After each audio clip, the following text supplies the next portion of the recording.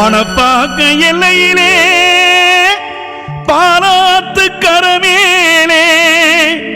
பரவசமாய் ஆடி வரும் கண்ணியம்மா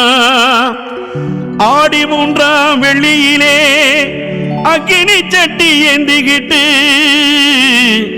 ஆடி வர ஓடி வர கண்ணியம்மா அந்த ஒவ்வொரு பக்கத்திலே